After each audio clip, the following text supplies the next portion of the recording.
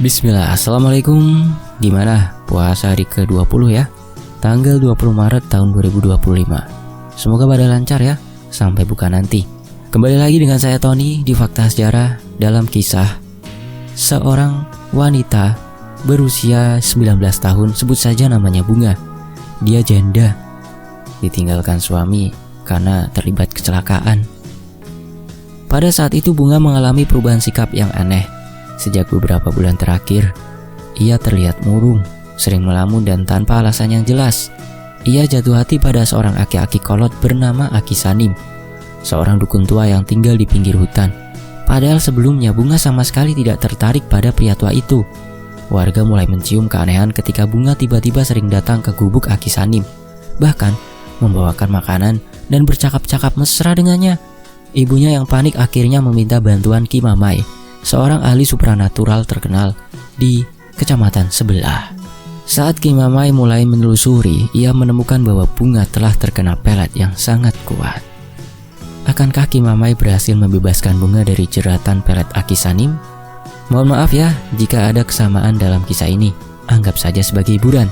Dan ini selengkapnya di Fakta Sejarah. Janda muda 19 tahun dipelet oleh aki-aki kolot. Ini dia selengkapnya.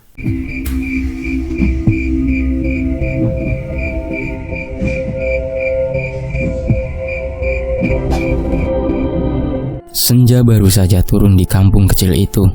Cahaya oranye keemasan membanjiri jalan-jalan tanah yang berdebu, menerpa rumah-rumah kayu beratapkan rumbia. Di salah satu sudut kampung, tepat di dekat pasar, seorang perempuan tengah sibuk membereskan sisa dagangan ibunya. Namanya Bunga. Bunga baru berusia 19 tahun, tapi kehidupannya sudah jauh dari kata mudah. Suaminya meninggal dalam kecelakaan setahun lalu, meninggalkannya dalam status janda muda yang seringkali menjadi bahan bisik-bisik tetangga. Namun, Bunga bukan gadis yang mudah menyerah. Ia tetap membantu ibunya, Mak Enah, berjualan di pasar setiap pagi, menjajakan sayur dan bumbu dapur dengan senyum manis yang selalu berhasil menarik pembeli. Namun akhir-akhir ini, ada yang berbeda dari Bunga. Mak Enah mulai menyadari perubahan pada putrinya sejak beberapa minggu terakhir. Bunga yang biasanya cekatan dan ceria, kini sering melamun. Saat melayani pembeli, tangannya kerap gemetar.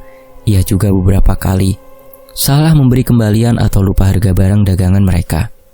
"Bunga, tolong ambilkan 5 ikat kangkung buat Ibu Mirna," pinta Mak Enah suatu pagi.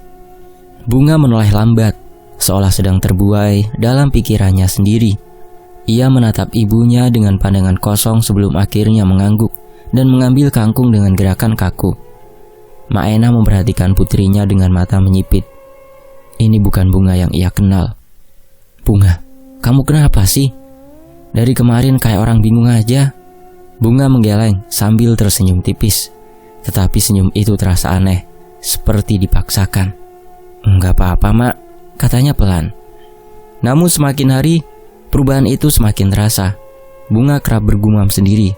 Dan yang paling aneh, ia sering menyebut nama Aki Sanim, seorang pria tua yang tinggal di gubuk reot di pinggir hutan. Aki Sanim sudah lama dijauhi oleh warga kampung. Mereka percaya ia memiliki ilmu hitam, meskipun tak ada yang pernah berani menuduhnya secara terang-terangan.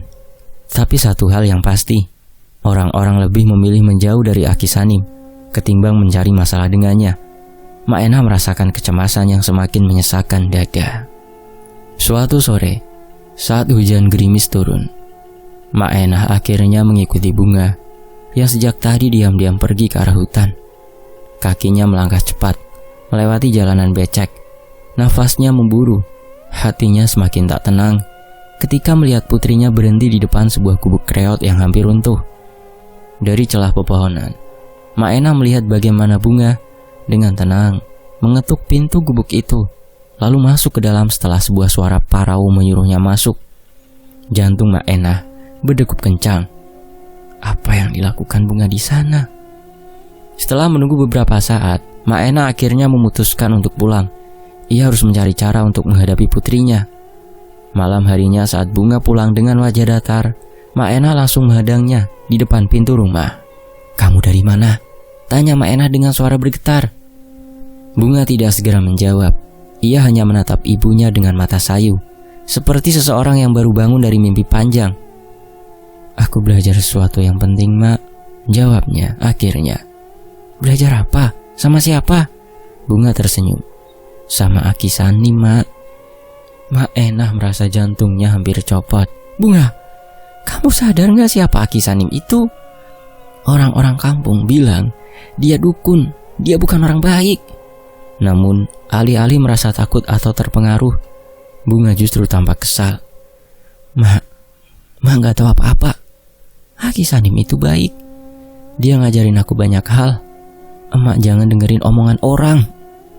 Mak Enah terkejut dengan nada bicara putrinya yang penuh pembelaan terhadap lelaki tua itu. Ada sesuatu yang berbeda dari Bunga. Sesuatu yang tidak bisa dijelaskan dengan kata-kata, tapi cukup membuat bulu kuduknya meremang. Keesokan harinya, Emi, sahabat Bunga sejak kecil, datang ke rumah. Gadis itu memiliki firasat buruk tentang perubahan Bunga. Kamu yakin gak kenapa-napa, Bunga? Tanya Emi sambil menatap wajah sahabatnya dengan penuh selidik. Bunga tersenyum samar. Aku baik-baik saja kok, Emi. Tapi kamu gak kayak biasanya. Kamu sering melamun. Dan tadi di pasar, aku lihat kamu bicara sendiri. Bunga tertawa kecil, tapi tawa itu terdengar hambar. Emi, kamu kebanyakan mikir, aku cuma lagi banyak pikiran aja. Namun, Emi tidak mudah percaya. Ia tahu sesuatu telah terjadi pada sahabatnya, dan ia bertekad untuk mencari tahu. Semakin hari, Mak Enah semakin tidak bisa mengabaikan perubahan Bunga. Suatu malam ketika hujan turun dengan derasnya, Mak Enah duduk menunggu di ruang depan. Jam sudah menunjukkan pukul 9 malam, tapi Bunga belum pulang. Akhirnya tepat pukul 9:30, Bunga masuk rumah dengan baju yang basah kuyup dan tatapan kosong. Mak Enah langsung berdiri. Kamu dari mana? Bunga hanya tersenyum tipis. Emak gak perlu tahu. Mak Enah meremas tangannya sendiri, mencoba menahan emosi yang meluap-luap. Bunga, kamu tidak boleh ke tempat Aki Sanim lagi. Seketika mata Bunga berubah tajam. Ia menatap ibunya dengan pandangan yang tidak biasa. Bukan seperti anak kepada orang tua, melainkan seperti seseorang yang merasa lebih tahu dan lebih berkuasa. Emak gak bisa ngatur hidupku, katanya dingin. Mak Enah merasa ada yang menusuk jantungnya. Ini bukan Bunga yang ia besarkan. Ini bukan putrinya. Dengan mata berkaca-kaca, Mak Enah hanya bisa berdoa dalam hati, berharap putrinya tidak terjerumus lebih jauh ke dalam kegelapan yang mulai menyelimuti hidupnya. Sementara itu di luar, petir menyambar, menerangi langit yang gelap. Dan malam itu Mak Enah tahu, sesuatu yang buruk akan segera terjadi.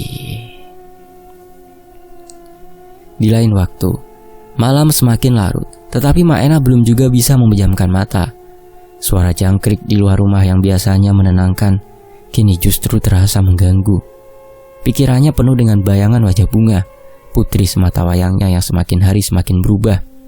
Dulu, Bunga adalah perempuan yang ceria yang selalu tersenyum dan menyapa siapapun dengan ramah. Namun, semenjak kehilangan suaminya, wajahnya lebih sering kosong, apalagi semenjak ke rumah Aki Sanim. Matanya sering menerawang jauh, dan yang lebih mengkhawatirkan, ya, setiap hari sering menyebut nama Aki Sanim, lelaki kolot yang dikenal sebagai dukun di kampung mereka. Di warung, para ibu-ibu mulai berbisik-bisik saat melihat Bunga melintas. Beberapa orang mulai menduga bahwa ia terkena pelet. Anak muda kok suka sama Aki Sanim? Kayaknya gak wajar, bisik seorang perempuan paruh baya kepada temannya. Dulu juga ada beberapa gadis muda yang tiba-tiba tergila sama Aki Sanim, tapi ujung-ujungnya mereka hilang atau jadi gila. Tambah yang lain dengan suara pelan, seolah takut jika ucapannya terdengar. Desas-desus itu sampai ke telinga Mak Enah, membuatnya semakin cemas. Ia mengingat kembali bagaimana awalnya Bunga mulai berubah. Semuanya terjadi setelah ia beberapa kali pergi ke gubuk Aki Sanim dengan alasan ingin belajar ilmu pengobatan.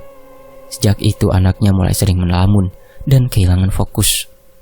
Malam itu Bunga kembali pulang lebih larut dari biasanya. Begitu masuk rumah, wajahnya pucat dan tubuhnya gemetar. Mak Enah mendekatinya dengan penuh kekhawatiran. Bunga, kamu kenapa nak? Tanyanya sambil memegang bahu anaknya.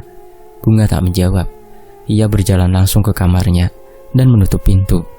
Maenah ingin mengetuk pintu itu, tetapi ragu. Ia menarik nafas panjang, lalu duduk di depan kamarnya dengan perasaan gelisah. Di dalam kamar yang gelap, Bunga mencoba memejamkan mata. Tetapi ada sesuatu yang mengganggu pikirannya. Begitu ia tertidur, mimpinya terasa begitu nyata. Ia berdiri di sebuah tempat yang asing. Sebuah padang rumput kering dengan pohon-pohon hitam yang menjulang tinggi.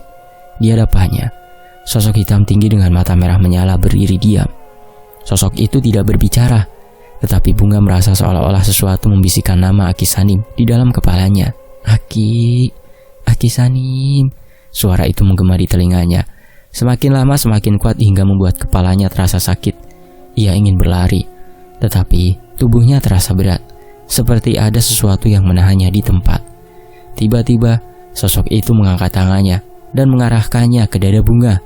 Seketika tubuhnya terasa seperti terbakar.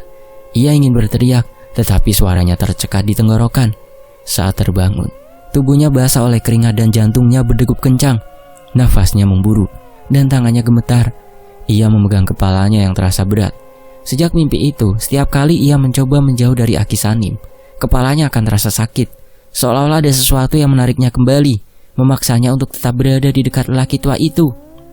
Ya, kadang Bunga merasakan beberapa persen dari kesadarannya sebelum pelet mempengaruhi pikirannya.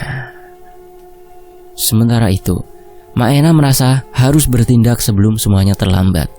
Ia menceritakan semuanya kepada Emi, sahabat Bunga yang juga merasa ada yang tidak beres. "Mak, iya aku juga lihat Bunga berubah. Dia gak seperti biasanya. Aku takut dia kena pelet atau semacamnya," ujar Emi. Maenah mengangguk. Wajahnya terlihat semakin lelah. "Aku dengar ada yang bisa membantu, Kijat Nika. Beliau tetua desa yang paham soal hal begini," kata Emi. Tanpa ragu mereka berdua pergi menemui Kijat Nika di rumahnya yang terletak di ujung desa.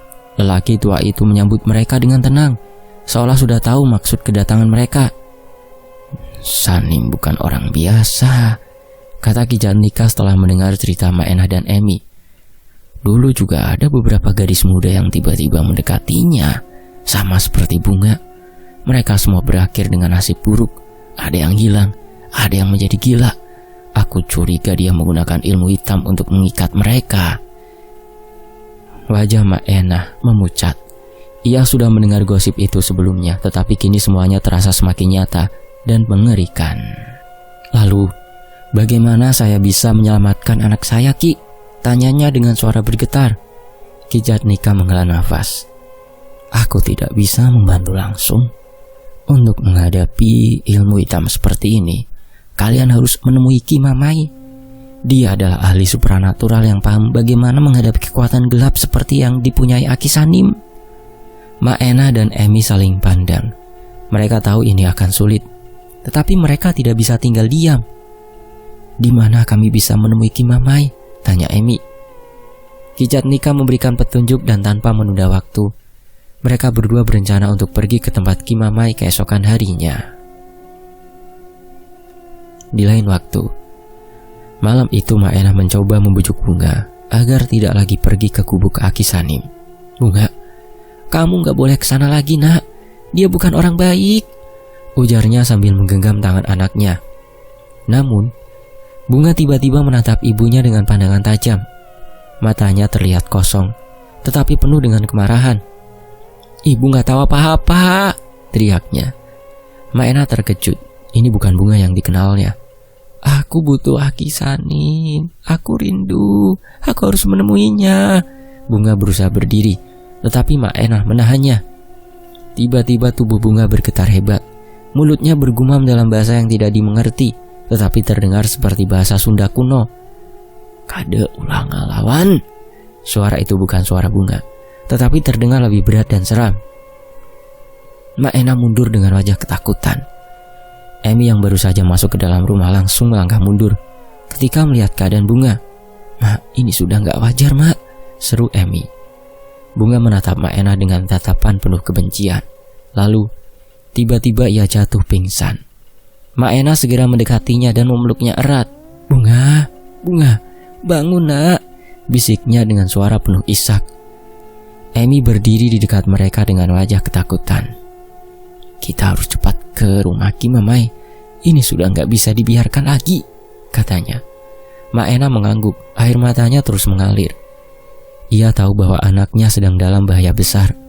Dan yang lebih mengerikan, seolah-olah ada sesuatu yang sedang menguasai jiwa Bunga. Mereka harus bertindak cepat sebelum semuanya terlambat. Maena dan Amy berjalan tergesa-gesa menyusuri jalan setapak menuju kampung sebelah. Langit mulai meremang, pertanda matahari sebentar lagi tenggelam di balik bukit. Kedua wanita itu hanya berbekal tekad dan keberanian. Mereka harus menemui Kimamai, seorang spiritualis yang konon memiliki kemampuan luar biasa dalam bidang menangani ilmu hitam. "Mak, kita beneran mau ke sana sekarang? Udah mau maghrib, Mak," bisik Amy dengan suara bergetar. Maena menoleh, wajahnya penuh dengan ketegangan. "Semakin cepat kita bertindak, semakin baik buat Bunga. Aku gak mau dia bernasib seperti perempuan-perempuan yang lain yang pernah dekat sama Akisanim." Amy mengangguk meski hatinya masih diliputi kecemasan. Mereka terus melangkah di bawah langit yang semakin gelap, melewati pohon-pohon besar yang mengayun pelan diterpa angin. Setelah hampir 1 jam berjalan, mereka tiba di sebuah rumah panggung yang tampak sederhana, namun terasa berbeda. Ada aura mistis yang menyelimuti tempat itu. Kimamai duduk bersila di atas tikar. Lelaki tua itu memiliki sorot mata tajam dan janggut putih yang mencuntai hingga dada. Ia menatap Maena dan Amy dalam diam, seolah menunggu mereka berbicara. Maena segera mengutarakan kegelisahannya, menceritakan bagaimana perubahan Bunga setelah bertemu Akisanim. Amy menambahkan cerita tentang bisikan aneh dalam mimpi Bunga dan sakit kepala yang selalu menyerangnya setiap kali ia mencoba menjauh dari lelaki kolot itu. Kimamai menghela nafas panjang, lalu menutup matanya. Ia mulai membaca doa dalam bahasa Sunda kuno. Tangannya bergerak perlahan di udara seolah menangkap sesuatu yang tak kasat mata. Beberapa menit kemudian, matanya terbuka. "Ini bukan pelet biasa." Suaranya berat dan penuh kewibawaan. "Akisanim telah mengikat jiwa Bunga dengan khodam dari alam lain. Ini lebih berbahaya daripada pelet manusia biasa." Maena terkejut. "Maksudnya, Ki?" "Pelet manusia hanya bergantung pada sugesti, tapi yang ini melibatkan makhluk gaib. Akisanim telah bersekutu dengan sesuatu yang tidak bisa dilihat oleh mata telanjang. Jika kita tidak bertindak hati-hati, Bunga bisa kehilangan jiwanya. Di raganya ini sudah ditanamkan si kodam itu. Jiwa Bunga kadang datang, kadang pergi, dikurung oleh Akisanim di alam lain." Amy menutup mulutnya. Ketakutan menyelimuti dirinya. "Jadi bagaimana cara menyelamatkan Bunga, Ki?" Kimamai diam sejenak, lalu berdiri dan mengambil sebuah botol kecil berisi air bening. "Air ini sudah saya doakan. Berikan kepada Bunga. Usahakan suruh dia meminumnya. Ini akan membantu melemahkan pengaruh pelet Akisanim." Maena menerima botol itu dengan tangan gemetar. "Tapi kalau Bunga menolak, usahakan ya. Kalian harus menemukan cara agar dia bisa meminumnya. Jika dia sampai membuangnya, itu pertanda makhluk yang mengikatnya sudah terlalu kuat," kata Kimamai, menatap mereka dalam-dalam. Dengan perasaan was-was, Maena dan Amy berpamitan. Mereka kembali ke kampung dengan langkah tergesa, berharap bisa segera menyelamatkan Bunga sebelum terlambat. Setibanya di rumah, Maena melihat Bunga duduk termenung di depan rumah. Wajahnya pucat dan mata kosong menatap ke kejauhan. Maena mencoba bersikap biasa, menghampirinya sambil membawa segelas air yang sudah dicampur dengan air doa dari Kimamai. "Bunga, minum dulu nak. Tadi kamu kelihatan gak enak badan," kata Maena merayu lembut. Bunga menoleh, tatapannya dingin. "Aku gak haus. Ini cuma air putih biasa kok, gak apa-apa," Maena membujuk lagi. Namun, sebelum Maena bisa lebih jauh, Bunga tiba-tiba merebut gelas itu dan melemparkannya ke tanah. Gelas itu pecah berkeping-keping. Airnya merembes ke tanah. "Kenapa emak maksa aku?" Suara Bunga berubah tajam, hampir seperti orang lain yang berbicara dari dalam tubuhnya. "Aku gak butuh air itu." Maena dan Emi mundur selangkah. Tubuh mereka bergetar. Mata Bunga tampak berbeda, lebih gelap, lebih dalam, seolah ada sesuatu yang bersembunyi di baliknya. Emi mencoba menenangkan situasi. Bunga, kita cuma peduli sama kamu. Bunga mendengus, lalu berbicara dalam bahasa yang tidak dimengerti. Suaranya berat seperti suara laki-laki tua. Maena semakin yakin anaknya sudah dikuasai oleh kekuatan gelap. Dengan tangan gemetar, ia merapalkan doa dalam hati. Ya Allah, selamatkanlah anakku. Di lain waktu, malam itu suasana di rumah Maena semakin mencekam. Angin bertiup lebih kencang dari biasanya, dan bau kemenyan samar-samar tercium di sekitar rumah. Saat Maena hendak menutup jendela, ia dan Emi mendengar suara langkah-langkah berat mengelilingi rumah. Langkah itu terdengar seperti telapak kaki seseorang yang menyeret-nyeret jalannya. "Mak, denger gak?" bisik Emi dengan wajah pucat. Maena mengangguk. Ia menatap keluar jendela, tetapi tidak melihat siapapun, hanya kegelapan yang menyelimuti pekarangan rumah. Namun suara langkah itu masih ada, bergerak perlahan mengitari rumah mereka. Lalu tiba-tiba terdengar suara ketukan keras di pintu. Tok tok tok tok. Emi mencengkeram lengan Maena. "Mak, siapa yang datang malam-malam begini?" Maena tidak menjawab. Dengan langkah ragu, ia berjalan ke pintu. Tangannya gemetar saat hendak membuka. Namun sebelum sempat menyentuh gagang pintu, suara ketukan itu berubah menjadi benturan keras, seolah seseorang mencoba mendobrak dari luar. Maena mundur ketakutan, sementara Emi berusaha mencari sesuatu untuk dijadikan senjata. Namun setelah beberapa saat, suara itu pun menghilang dengan sendirinya. Mereka saling berpandangan, nafas masih memburu. "Kita harus kembali ke Kimamai," bisik Maena akhirnya. "Ini sudah bukan sekedar pelet biasa. Kita butuh lebih dari sekedar air doa untuk menyelamatkan Bunga." Emi mengangguk lemah. Malam itu mereka tidak bisa tidur. Suara-suara aneh masih terdengar di luar rumah, dan bayangan ketakutan terus menghantui pikiran mereka. Mereka tahu pertarungan baru saja dimulai. Hari-hari berlalu sejak Bunga dikurung oleh Maena di kamarnya. Tidak boleh keluar. Kondisi Bunga semakin mengkhawatirkan. Ia jarang tidur, sering tertawa sendiri tanpa alasan, dan berbicara dalam bahasa yang tidak dimengerti oleh siapapun. Kadang-kadang suaranya berubah, terdengar berat dan bergetar seperti suara laki-laki tua. Maena merasa ketakutan setiap kali melihat perubahan putrinya. Ia bukan lagi Bunga yang dulu lembut dan ceria. Sekarang ada sesuatu yang menakutkan dalam sorot matanya. Tatapan kosong yang terasa asing. "Mak, aku gak bisa tidur," ucap Bunga suatu malam. Suaranya datar. "Mereka terus berbicara padaku. Aku harus mendengarkan mereka." Maena merinding. "Siapa, Nak? Siapa yang bicara sama kamu?"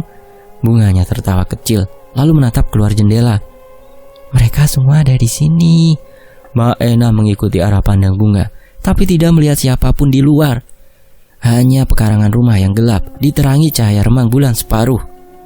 Ketakutan yang semakin menjadi-jadi membuat Maena kembali meminta bantuan Kimamai. Kali ini, sang spiritualis datang langsung ke rumah untuk memeriksa kondisi Bunga lebih dekat. Saat Kimamai tiba, suasana rumah terasa lebih dingin dari biasanya. Langit mendung gelap.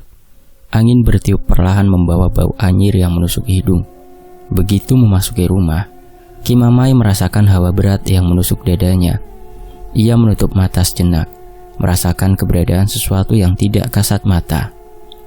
"Energi hitam ini sudah sangat kuat berada di rumah ini," gumamnya.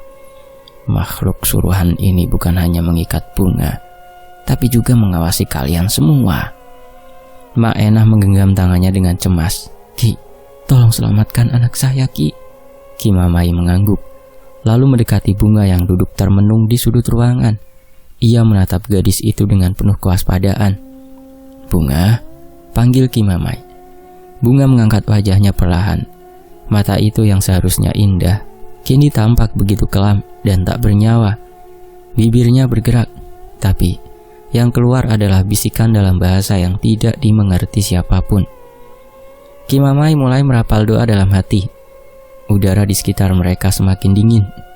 Bunga tiba-tiba tersenyum miring dan berkata, Akisanim tidak suka kamu, tidak suka sama kamu ada di sini, Kimamai. Dan seketika lampu di rumah berkedip-kedip, lalu padam sepenuhnya. Maena dan Emi menahan nafas dalam gelap. Satu-satunya cahaya hanya berasal dari lampu minyak di sudut ruangan. Suasana terasa begitu mencekam. Kimamai menarik nafas dalam. Kita harus mulai secepatnya. Jika dibiarkan lebih lama, semakin sulit untuk melepaskan bunga dari cengkraman mereka. Malam itu, ketenangan yang diharapkan Maena tak kunjung datang. Sekitar tengah malam, ia terbangun karena perasaan aneh yang membuat bulu kuduknya meremang. Dengan hati-hati, ia melirik keluar jendela. Di sana berdiri sosok tinggi kurus dengan mata merah menyala. Maena membeku. Sosok itu tidak bergerak, hanya menatapnya dari halaman rumah dengan sorot yang begitu menyeramkan. Maena menahan nafas, berharap itu hanya ilusi. Tapi kemudian, sosok itu mulai melangkah maju, mendekati rumah mereka. Dengan gemetar, Maena menutup jendela rapat-rapat dan berlari ke kamar Emi. Emi, bangun! Bisiknya panik. Emi yang masih setengah sadar langsung terlonjak kaget melihat wajah pucat Maena. Kenapa, Mak? Ada sesuatu di luar. Mereka saling berpandangan dengan nafas memburu. Di luar suara langkah kaki terdengar mendekat, disertai aroma kemenyan yang makin menyengat. Namun begitu mereka mengintip lagi dari celah jendela, sosok itu telah menghilang. Hanya kesunyian yang tersisa. Tapi hawa dingin yang tertinggal membuat Maena yakin bahwa makhluk itu belum pergi sepenuhnya. Tak hanya Maena yang mengalami kejadian aneh malam itu. Beberapa warga kampung mulai mengeluh tentang mimpi buruk yang mereka alami secara bersamaan. Dalam mimpi-mimpi itu mereka melihat bayangan Akisanim berjalan di antara rumah-rumah, diikuti makhluk-makhluk menyeramkan dengan wajah kosong dan tubuh yang melayang. Makhluk-makhluk itu peliharaannya Kisanim. Beberapa dari mereka bahkan terbangun dengan bekas cakaran di tubuh, seolah mimpi itu bukan sekedar bunga tidur. Namun yang paling mengerikan terjadi pada Emi. Malam itu Emi sedang duduk di kamar, mencoba tidur meski pikirannya masih dipenuhi ketakutan. Namun di tengah keheningan, ia merasakan ada sesuatu yang mengawasinya. Perlahan ia menoleh ke jendela kamar, dan di sana dalam gelap berdiri Bunga. Matanya kosong, wajahnya pucat, dan bibirnya tersenyum tipis. Emi tercekat, jantungnya berdetak kencang saat ia berusaha mencerna apa yang ia lihat. Bagaimana mungkin Bunga ada di sini? Dengan tangan gemetar, Emi bangkit dari tempat tidur dan bergegas membuka pintu kamar. Ia berlari menuju kamar Bunga, berharap itu hanya halusinasinya semata. Namun saat ia membuka pintu kamar Bunga, gadis itu sedang tidur nyenyak di atas kasurnya. Emi hampir menjerit. Ia mundur perlahan, matanya kembali menatap ke jendela kamar Bunga yang tertutup rapat. Tidak ada siapa-siapa di sana, tapi Emi tahu yang ia lihat itu bukan mimpi. Malam itu setelah kunjungan pertama Kimamai di rumah Bunga, beliau pamit untuk pulang terlebih dahulu. Lalu, setelah peristiwa-peristiwa yang mengerikan, sepulangnya Kimamai, pagi harinya, Emi bergegas langsung menemui Kimamai dan menceritakan kejadian semalam. Kimamai mendengarkan dengan ekspresi serius. Ya, aku lihat sendiri, makhluk itu semakin kuat. Kita harus melakukan ritual malam ini juga sebelum semuanya terlambat. Malamnya Maena, Emi, dan Kimamai bersiap untuk melakukan ritual pelepasan. Bunga duduk di tengah ruangan, dikelilingi oleh serbuk garam yang telah didoakan. Kimamai merapal doa, membakar kemenyan dan menyiramkan air ke sekitar ruangan. Awalnya Bunga tampak tenang, hanya menunduk tanpa reaksi. Namun saat Kimamai semakin dalam membaca doa, tubuh Bunga mulai gemetar.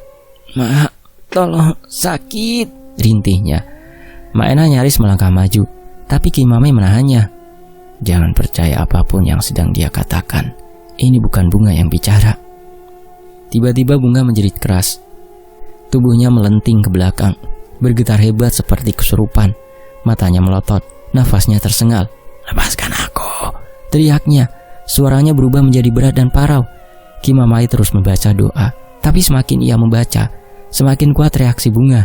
Gadis itu menjerit, menangis, bahkan menggigil seperti sedang merasakan kesakitan luar biasa. "Berhenti, tolong hentikan!" Maena tak kuasa menahan tangis melihat penderitaan putrinya. Tapi Emi menggenggam tangannya erat, mencoba menenangkannya. Namun tiba-tiba, Bunga menatap Kimamai dengan tatapan tajam dan berkata dengan suara yang bukan miliknya, "Kalian semua akan menyesal. Aki Sanim tidak akan membiarkan ini. Seketika api dari lilin-lilin yang mengelilingi mereka padam serentak. Ruangan menjadi gelap gulita dan hawa dingin menyeruak seperti kabut pekat yang menelan mereka. Ki Mamai menghela nafas berat. Ia tahu perlawanan ini baru saja dimulai. Ki Mamai kembali duduk bersila. Matanya terpejam. Nafasnya perlahan teratur. Lalu tubuhnya sedikit bergetar dengan lantunan doa-doa yang hanya dikuasainya. Ia mulai meraga sukma. Jiwanya terlepas dari raga, melayang memasuki lapisan dimensi lain. Pandangannya berubah. Ia kini berada di tempat yang berbeda, gelap, berkabut, dan dipenuhi bayangan-bayangan berwujud menyeramkan. Di depannya berdiri sosok hitam pekat, mata merah menyala, dengan mulut yang menyeringai lebar. Jin suruhan Aki Sanim. Berani kau memasuki wilayah ini, Mamai? Suara jin itu bergema, membuat udara di sekeliling Ki Mamai terasa berat. Kau kira kau bisa mengalahkan aku setelah aku kalah di duniamu? Aku datang untuk menjemput bunga. Ki Mamai menjawab dengan suara mantap. Jin itu mengeluarkan raungan mengerikan sebelum menyerang. Kukunya yang panjang melesat ke arah dada Ki Mamai. Tapi Ki Mamai lebih cepat. Ia melompat ke belakang, lalu mengayunkan tangannya yang kini bersinar terang. Sebuah pukulan energi dilepaskannya, membuat jin itu terlempar ke udara. Jin itu bangkit, meraung makin liar. Tubuhnya membesar, menampakkan taring dan tanduk yang menjulang. Ia mengayunkan cakar tajamnya, menyerang Ki Mamai dengan kekuatan besar. Namun Ki Mamai tetap tenang. Dengan gerakan cepat, ia menghindari serangan itu dan menangkupkan kedua tangannya. Doa suci terlantun. Dari tangannya, cahaya putih menyala, membentuk tombak cahaya yang langsung ditembakkan ke arah jin. Jin itu menjerit saat cahaya itu menembus tubuhnya. Ia menggelepar. Tubuhnya mulai retak seperti pecahan kaca, sebelum akhirnya meledak dan melenyap jadi asap. Ki Mamai tidak membuang waktu. Ia tahu bunga belum kembali, sukmanya masih tersandra.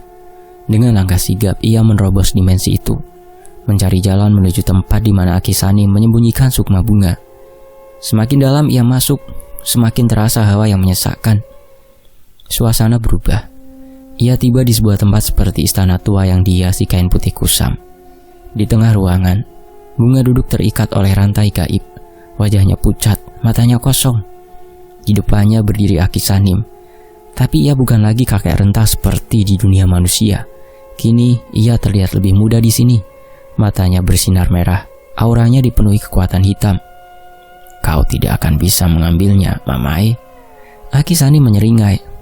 Dia sudah milikku. Tak ada yang bisa merebutnya dariku. Ki Mamai menghela nafas, lalu mengencangkan ikat kepala di dahinya. Aku tak akan membiarkan ini berlanjut. Aki Sanim langsung menyerang. Ia mengibaskan tangannya dan dari balik bayangan muncul makhluk-makhluk gaib menyerupai siluman bertaring. Ki Mamai segera menghunduskan tangannya ke udara, menciptakan cahaya suci yang langsung menghempaskan makhluk-makhluk itu. Namun Aki Sanim tak tinggal diam. Ia mengeluarkan pusaka berbentuk keris hitam yang menyala merah. Dengan sekali tebas, energi dari pusaka itu melesat, menghantam dada Ki Mamai.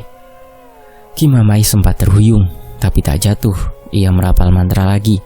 Tubuhnya mulai bersinar lebih terang. Dengan kecepatan luar biasa, Ki Mamai bergerak. Tangannya menebas udara, menciptakan gelombang energi yang menghantam Aki Sanim.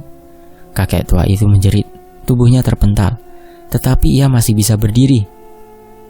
Aku tidak akan kalah dari dukun kampungan sepertimu. Aki Sanim mengerahkan seluruh kekuatannya. Tubuhnya membesar. Suaranya bergema di seluruh dimensi. Ki Mamai tidak gentar. Ia melompat ke udara, menghimpun energi terakhirnya dalam satu pukulan. Dengan teriakan lantang, ia menghantam tubuh Aki Sanim tepat di dada. Buar! Tubuh Aki Sanim bergetar, lalu mulai runtuh. Ia berteriak kesakitan saat tubuhnya berubah menjadi debu, tersapu oleh cahaya suci yang dilepaskan Ki Mamai. Semua kekuatan hitamnya lenyap. Saat semuanya mereda, Ki Mamai mendekati bunga. Ia mengangkat tangannya, merapal doa, dan rantai gaib yang mengikat bunga langsung hancur. Gadis itu mulai sadar, matanya berkedip pelan. Bunga, ayo, ikut Aki, pulang, ujar Ki Mamai lembut. Dengan satu tarikan nafas mereka kembali ke dunia nyata. Di rumah, Bunga terbangun dengan nafas terengah. Mak Ena langsung memeluknya, menangis terseduh. Ki Mamai membuka matanya perlahan, merasa tubuhnya berat setelah pertempuran panjang. "Sudah selesai," ujar Ki Mamai. "Bunga telah kembali." Mak Ena menangis bahagia, sementara warga yang menyaksikan peristiwa itu berdoa penuh syukur. Aki Sanim telah tiada dan ilmu hitamnya pun musnah. Bunga yang kini telah kembali sadar sepenuhnya memandang Ki Mamai dengan mata berkaca-kaca. "Terima kasih Ki," bisiknya. Ki Mamai tersenyum lalu bangkit perlahan. "Jangan lupa, lindungi dirimu dengan doa dan iman. Ilmu hitam hanya bisa dikalahkan dengan kekuatan yang lebih besar, yakni keyakinan." Dengan langkah perlahan, Ki Mamai meninggalkan rumah itu, membiarkan kehidupan kembali berjalan sebagaimana mestinya. Tamat. Demikianlah sebuah kisah, semoga terhibur. Selamat berpuasa di hari ke-20 pada tanggal 20 Maret hari Kamis ini ya. Semoga lancar semuanya ya puasanya sampai sore hari nanti dan sampai di hari kemenangan di hari lebaran nanti. Fakta Sejarah pamit. Wassalamualaikum warahmatullahi wabarakatuh. Alhamdulillah, tetap di Fakta Sejarah.